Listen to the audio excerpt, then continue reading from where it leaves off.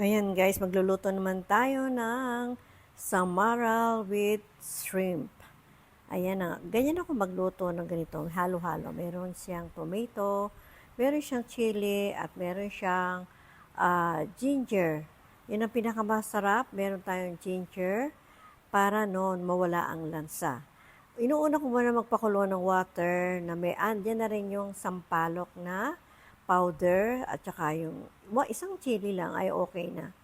At hahayaan ko lang siyang kumulo para noon yung lahat ng katas niya ay nandoon sa water at lalagyan ko siya ng dalawang onion.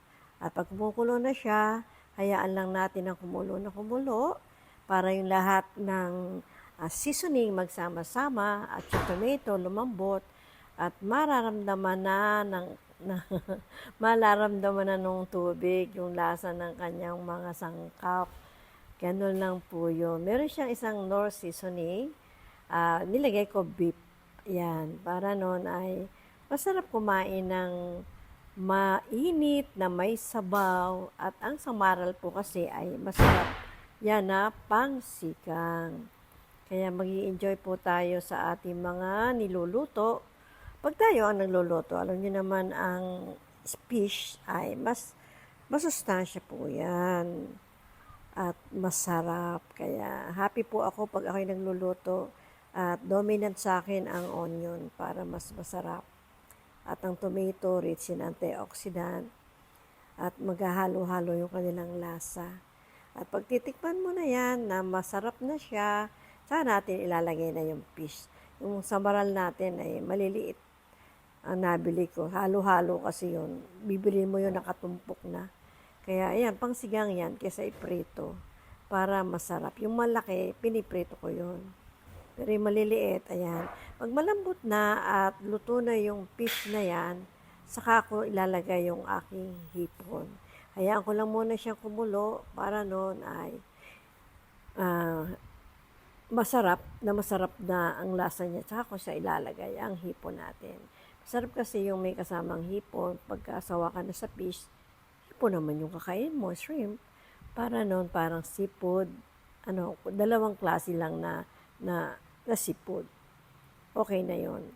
Nilalagyan ko paminsan niya ng fish ball o kaya ng mga iba't ibang klase na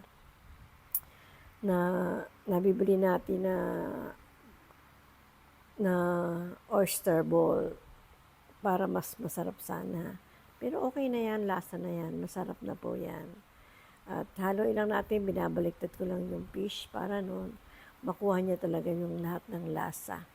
May konti ng salt yung aking fish para noon pag nilagay ko na sa rep, hindi masyadong malansa. At syempre, pamitas din ako ng tanglad sa aking garden. At inilagay ko rin dyan. Kasi ang tanglad, pangalis din po ng lansa.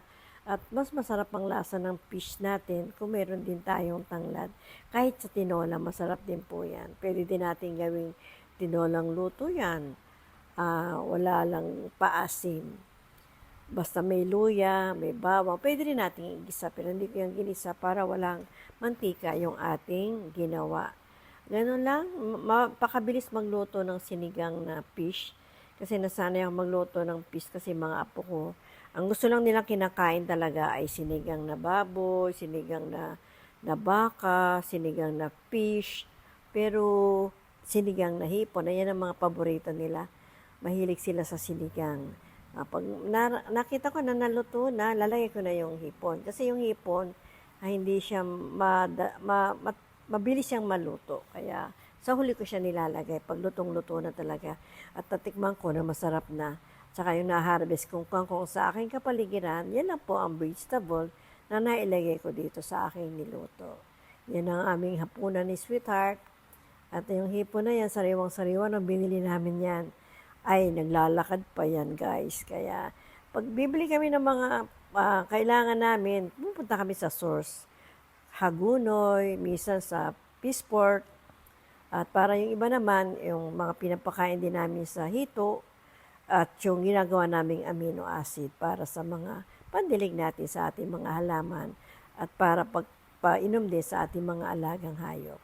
Kaya ayan, wala tayong masasayang. Yung mga pinagbalatan natin, magagamit din natin sa compost. Kaya pag tayo ay may alam, marami tayong magagawa, guys. Kaya ayan, sa pagluluto, kasama ang pagmamahal. At kasama din talaga yung pagtsatsaga at paniniwala na yung ating niluluto ay super masarap. Kasi once ang niluto naman natin ay merong mga ingredient na seasoning, ay masarap talaga. Huwag natin titipirin sa seasoning kasi ang onion ay napakaraming nutrient din yan. Rich in antioxidant, talagang healthy siya, antibacterial, lalo naman ang ginger, kung medyo hindi maganda yung lalamunan, uminom ka lang ng salabat ay okay na. Ade, lagay mo namang sa ulam mo, mas okay din. Siyempre, may kangkong, merong ding tomato, ay kaya masarap ang ating sinigang na hipon.